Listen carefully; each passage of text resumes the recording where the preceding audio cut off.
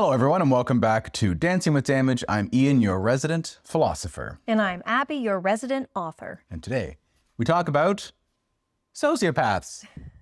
How fun. How fun. A word that is often used, and we're going to talk about it in the context of the theory of the social blueprint by Abby and Ian, who we are. And we are on episode 39 of this series, and thank you for sticking with us and doing things like commenting or asking questions you want us to discuss. We'd really like topics suggestions. We have quite a few, and they're going to be sort of marching in step with the news and sort of hot topics that are going on in the world from now on. But specific questions would be just wonderful, eh, Abby? Yeah, and if you feel like commenting, liking, or subscribing, it would really help us reach more people. So hopefully we can have a more robust discussion. That would be fun, eh? For sure. Although the people who have been watching, you guys are amazing. There has been way more views and subscribing than we were expecting. So just astronomical. We feel very, yes, thank you. That is well said, Abby. We're grateful. So we are at episode 39, Abby, and we've gone through essentially all 50 chapters. 50 chapters of the book, hitting on many of the highlights. We didn't go into nitty-gritty detail, did we? No, but I think our current extra theory that is bonus to this book is that if we talk about pop culture, social references, things going on in the news right now, or sort of things that are cultural zeitgeist currently, we're probably going to get into those elements of the theory just through the scope of describing what's going on. Bingo. So, sociopaths. Socio, I think, in Latin, means sort of like society or people, us. Path, pathology, meaning illness. Yeah, social illness. Did I get that right? It sounds right. I should know, but I don't know. I always start out so confidently, and then I'm like, wait a minute, I'm sometimes wrong about these things. And that's why Abby is here to Also be wrong. also be wrong. But anyway, do your own research on that. What we want to talk about more specifically is how damage relates to sociopaths. So, Abby, why don't we just start? I think we might start many of our sort of ad lib or discussion episodes moving forward with sort of going back to basics sometimes. So, Abby, damage, how would you describe that? Damage is you feel some guilt because of issues in your childhood. You weren't given 100% love from your parent or guardian, which left room for hate to come in. You feel hate towards the person who's supposed to give you undying, unequivocal love. That makes you feel guilty for having any hatred towards them. So you therefore subconsciously self-sabotage your own life, which means that people who are perfectly healthy and otherwise have really stable and successful lives have these elements of their lives that are totally destructive and they can't figure out why. It's not your fault. It can be fixed. We're working on it together. That's good, Abby. I'm glad to hear that. I was just so hopeful. I wasn't expecting such an optimistic response. But that's Abby for you. Now, Abby, let me ask you this, since you put that so well. It was good. But if you've read The Republic by Plato, he's always saying stuff like that. You have spoken justly, Thrasybacchus, or like, I agree with everything you say, of someone else. Did he miss? Yeah, I haven't read it in a while. So, Abby, what are some common examples of self-sabotaging damage that we see in developed countries in the demographic of people who ought to be well-adjusted? Oversharing personal details online that can affect your job or your relationships that you probably won't want online. Overspending, talking negatively about other people, like gossiping, inability to let people say a full sentence, just constantly interrupting them, which is one of the downfalls in the rules of discussion. What are some others, Ian? Really easy one that Abby and I like to lead off with is physical unhealth through bad diet and bad exercise regime. This is a great one because universally people want to be physically healthy. If you ask people about New Year's resolutions, I'm sure a large percentage of them want to lose 10 pounds or eat more carrots. Or I want to just feel healthier. I want to feel better. I just want to be able to move around and do activities that I want to do without regretting it. That's right. So it's an unchallenged universal goal. And of course, as a side note, we defend that the scientific community wants people to be within a healthy BMI, not too much BMI and not too little BMI. Because sometimes people will say, talking about nutrition and that is sort of encourages bad body image. But in fact, it's both sides. Healthy BMI is a very universal goal. Abby, would you agree that is an achievable goal for most, for example, middle-class people in developed countries? Yes, I absolutely agree. And yet we see that many of that demographic struggle with that goal. And so that's sort of a great introduction or foot in the door to damage or to understanding damage, because it's a problem that's so simple that we all want to avoid, all have the capacity to avoid, more or less, in that demographic, sort of middle class. We're not talking about extremes, either people who have genetic disorders that stop them from being healthy or so impoverished that there's simply no ability to make that goal.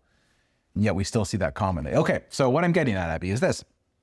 So that is a good example of damage where the knife of the subconscious guilt is driven into the body, Yes. sabotaging oneself. Which is pretty much the kinds of examples we've been giving throughout our discussion so far.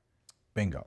Now, Abby, there was, I think, a fable in the Social Blueprint about a table and a carpenter and the 4 legs that a human needs to be stable, like a table. Stable table. Coming in theaters near you. So what were those again? Food, water, shelter, and love. Yes, positive relationships. Positive relationships. So, Abby, now we can finally talk about our friends, the sociopaths. So could you help us in your life experience? What have you seen and said, that is sociopathic behavior? So sociopathy in general, in very basic terms, without looking at all the different exceptionalities and without getting into the scientific definition and all of the nitty-gritty details, essentially sociopathy means that you are unable to fully experience the full range of emotions in the body, which means that you are essentially unable to make positive relationships with other humans. Sociopathy usually results in people faking emotions because they feel it is socially acceptable, but feeling nothing. If you wrong somebody, you don't feel that guilt. You feel nothing. So a lot of people say that serial killers are sociopaths, but more often than not, they're just CEOs or people who are in positions of power, because unfortunately, in the society we have today full of damage, the more you're willing to step on other people's toes and harm other people and trick other people to get where you want to be, the more successful you are. And hopefully we're moving away from that kind of damaged society where the meanest succeed. Yeah, so Abby's hit on the sort of 3 criteria that jump out at us when we think of a sociopath or sociopathic behavior. The first is there's a spectrum. It's not, in our view, you either are a sociopath or you're not. There's simply a lot of wiggle room. Number 2, second criteria is not feeling conscious guilt upon 3, an action that harms someone else or is not in the best interest of someone else, but is for personal gain of the person using sociopathic behavior. Now, Abby, I say conscious guilt for a very specific reason, don't I? Yes. And this is because for a long time, or in my lifetime, whenever I hear about sociopathic behavior or people are talking about that kind of antisocial action, we hear that they feel no guilt. But in the theory of damage that Abby and I have, the sociopathic person is loaded with subconscious guilt. It's a form of damage. Which of course is the soil that damage grows in, but not conscious guilt that our minds are aware of feeling, that our bodies are aware of feeling. Again, when you go through the social blueprint, an important chapter, I think it's the puppets and the puppeteer, that chapter talks about how emotions in the subconscious are hidden from our own awareness. So, Ian, we have established that through the social blueprint theory, sociopathy is actually a symptom of damage. So, if I remember correctly in this book, there are essentially two kinds of reactions somebody can have when damage is inflicted upon them. So, would you be able to maybe share the seeds in the soil of damage that would create a sociopathic person or someone in the sociopathic spectrum because of damage? I can, but let me make one more connection first. We were talking about that table where positive relationships was one of the core legs of the table. And without that, those 4 legs, the human being is not stable. We talked about the soul in the social blueprint. That person is not fundamentally happy. And the sociopath, by not being able to receive conscious guilt as normal, we still haven't really given an example of a sociopathic action. So, Abby, you actually did. You said people who will step on other people to get what they want to advance. So let's give an example here. We have 2 people, 2 applicants applying for the same job. And applicant A, before the interview, says to the committee, well, candidate B there, it's a bad rumor about them drinking, like they're heavy drinkers, just so you know. At work. At work, but it's not true. It's a fabrication. And so that might be something that a sociopath would do because it's in their best interest, not in the best interest of person B, and inflicts harm on them. I was just going to say, this actually reminds me of a person I actually knew. They were a compulsive liar.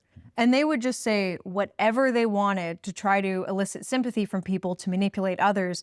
And I kid you not, they killed off relatives. They would say their grandparent had died, and they would keep making up these intense tragedies. So people would give them preferential treatment. So people would forgive their poor actions and behavior. But it was all misinformation. And it was really shocking to me when I realized in retrospect, what that behavior was, because when you're a little kid, if you don't personally fall on the sociopathic spectrum, you sort of expect people to tell you the truth. You don't expect that people are, out to get you. Yeah. A very common example we can relate to from pop culture, and Abby and I love Harry Potter, so we often bring it up. Abby, can you think of a standout character in Harry Potter that really gets people's gander, or I don't know if that's the expression, that really, anyway, makes people's skin crawl and is sort of an example of a sociopath? Draco Malfoy? That is an interesting one. I was not thinking of him. We can talk about him. He's a bit complicated because he does sort of reform, doesn't he?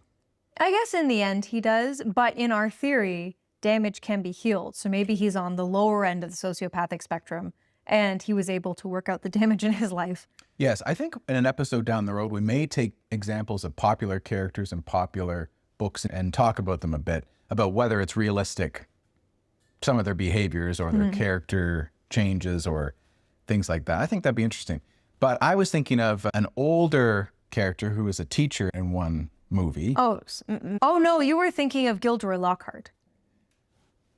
So these are all great examples. I really want to do an episode on these, but Is this the Philosopher's Stone? it's not. Oh, It's okay. much later on in the series. Professor Umbridge. Oh, yeah, she's the worst. I don't know why. There's a lot of characters who at some point you feel are contentious, but I like what he said better. So Lockhart would have been good. Lockhart would have been a great one, but we're going to go with Professor Umbridge just because everyone remembers who's read the series, and many of you have. She gets Harry in detention, Harry Potter, the protagonist, and he has to use a quill to write on a parchment, and it cuts his hand when he writes it. So he's kind of like being tortured.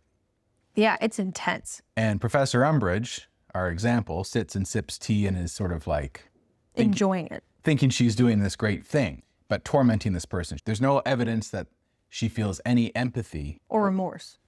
Exactly. So here is a great example of a sociopath, in my opinion, because A, it's on a spectrum, right? She's able to be like that and other behaviors. 2, she obviously lacks conscious guilt about C, an action that is not in the best interest of someone else. And it's a good example too, because we often see sociopaths justify their own behavior internally with arguments that don't really hold water, but hold just enough water for it to proceed. Like in that example, Professor Umbridge thought she was teaching Harry Potter to not lie because she didn't believe him about what he was saying. Yeah. But on balance, it wasn't reasonable what she was doing, even if she was right about the circumstances, which it turns out she wasn't. But no spoilers. Come on. Come on now. What do you think this is? Although, probably they should have read it by now. If they were going to read it, they would have read it. So, okay, why I'm talking about that is, Abby, did Professor Umbridge in the book, did she have a lot of those positive relationships? No. I think she had minions who interacted with her because she had perceived power and they were hoping to benefit from her power.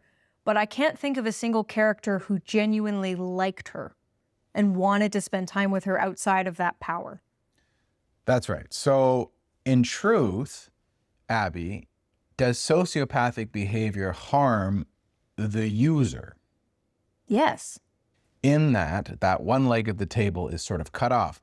And in that sense, you know, my perspective is always that even though the sociopaths on the surface tend to do well in society, especially in modern damaged society, tend to be, you know, well-dressed and well-spoken, wealthy, just by the nature of sociopathy, that tends to be an avenue for success in a capitalistic society.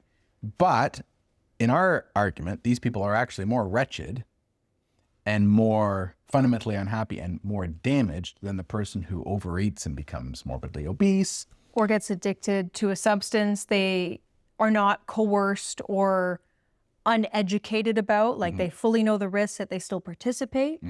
Yep. Yeah, and a good way to think of it is this. Like if you were a soldier on a battlefield and, you know, a grenade flies into the trench you're in and you don't get out of the way in time and you get shrapnel in you.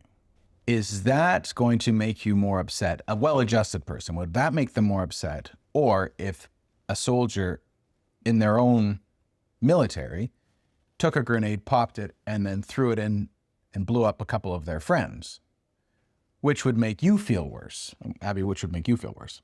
I don't think it's nice to blow up your friends. Which soldier would you rather be if you had to teleport into one? I would rather take the damage than inflict it on my friends. That's right. It's for a well-adjusted human, because we are gregarious pack animals, and we talk about this, and our instinct is to protect the pack before ourselves, as long as we're within a certain age, usually 25 to 75 roughly. We would rather take damage or take physical harm or social harm or emotional harm or whatever than dole it out as sociopaths do. So Ian, this is very interesting. So we established at the beginning of our discussion some examples of damage that's self-inflicted, where you're harming yourself. And we've established sociopathy is a range and it's inflicting the sword outwards and you're damaging somebody else. But both are forms of damage because they inhibit your ability to maintain positive relationships, which is a core need of a human being to be fulfilled in life. So I think we're all kind of interested. Could you give maybe an example or two of some of the ways damage can be inflicted upon someone that would make them lean more towards sociopathy than a self-inflicted exhibition of damage? It's $1 million question, Abby, because it's something that you and I have talked about. It's something that I've been wrestling with for a while. It's something that Lee and I talked about. Lee is my father, who he and I sort of started talking about this theory quite a few years ago now. And I would say I don't know. But I have a theory. I have a theory about my theory, if you'll allow me. I think it's wonderful. So you actually will be able to help answer this question, Abby. Do you find, or did you find when you were a teacher, that students in your classroom, and we're talking, you were a teacher, you know, a couple of years ago, so it was the 2020s, sort of COVID, post-COVID. Post-COVID. Did you find the behavior of students in your class to be more like a sociopath behavior or more like, as we call them, fragile people who are more knives inward, or were they more knives out, like we think of sociopathic behavior? I found that on balance, there were fragile students, but there were more sociopathic tendency students based on the behavior. To give an example, more often students were bullying each other, which is not a nice thing, or they were lying, or they were doing things that they knew intentionally harmed other students, and sometimes committing crimes, which was rather alarming for teenagers.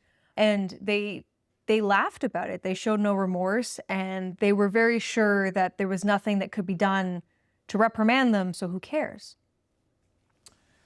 That's right. And in one of the chapters, I think it is The Sunshine and the Rain in the Social Blueprint, we talk about different forms of adverse childhood experiences or trauma in early childhood.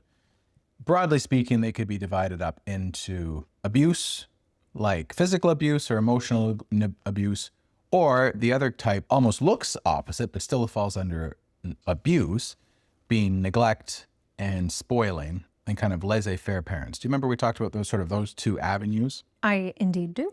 And we knew those were forms of bad parenting because those are forms of parenting that get an immediate positive result for a parent, right? I've got like the Vulcan thing going on.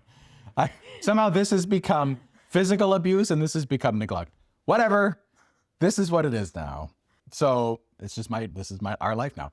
So we had physical abuse, like if a child is in a store and really wants a toy and is crying about it and the parent smashes the child across the face. Not good. Gets an usually immediate result, right? Kid will stop usually, right? They're scared, they're hurt, they'll stop. So it's immediate result.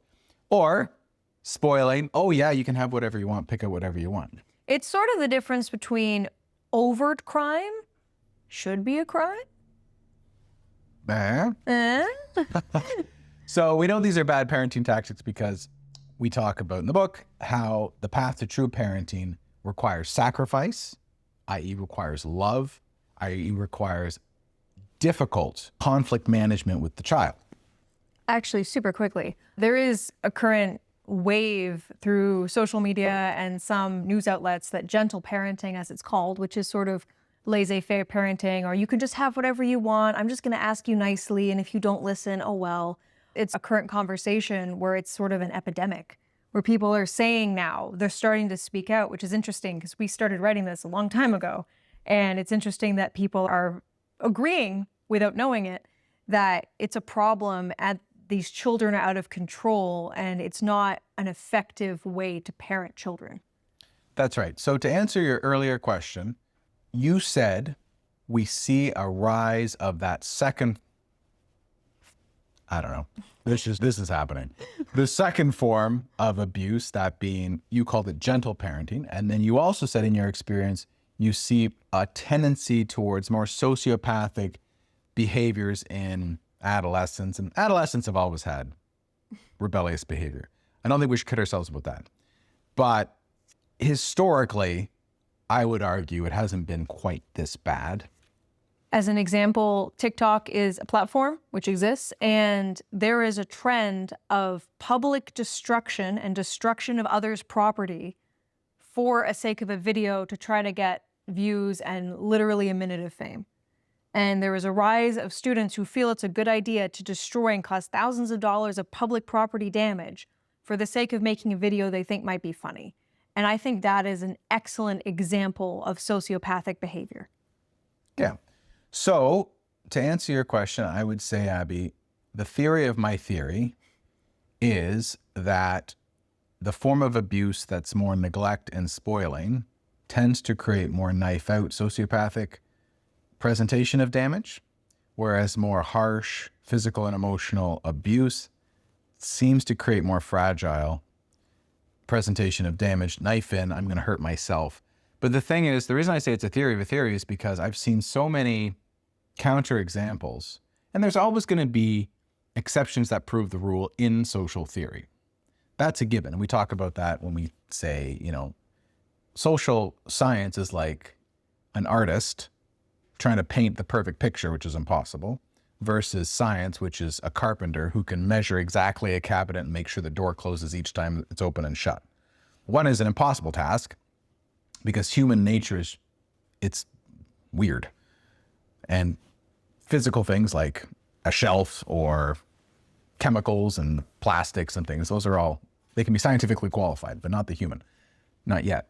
So anyway, I say it's a theory of a theory because even in the realm of social science, that distinction is hit and miss. So we will work on it, you and I. We will look into this. If you have a thought, if you agree, first of all, that we do see damage of knife out, knife in, and what could be a connection there.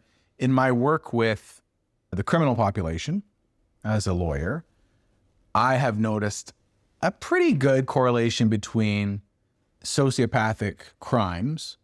Typically, they don't really get caught that much, but more and more they do. More and more they do. Or sociopathic tendencies in witnesses. Sure, I think that's fair to say. And one nice thing about being a defense lawyer, as I have been for a couple of years now, is you learn about people's negative tendencies, and you also learn about their backgrounds, especially if they're your clients. Obviously, I'm not going to talk about that specifically, but I can say generally, I have seen crimes of sociopathic behavior, and here I'm talking about more sort of domestic violence, like controlling behavior or frauds, these types of offenses where manipulation and lying and gaslighting is integral to the crime. We do see more of a history of neglect and spoiling in the upbringings, and then for more acts of sort of Self-sabotage. yeah, self-sabotage, like using drugs, for example, very self-sabotaging, or just crimes that are just terribly orchestrated. I see people all the time go and try and like steal from a liquor store where they have 0% chance of getting away with it. Just crimes where literally it's just a stepping stone to get into jail. Like the connection between the act and going to jail for 6-7 months is like a direct line.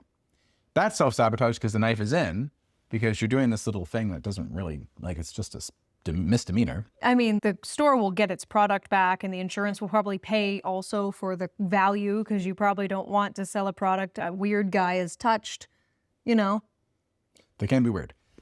And then going to jail for 6-7 months, which in Canada right now, the jail system is pretty bad. And that's sort of torture. It's definitely, I would classify it as a type of torture because it's sort of sensory deprivation.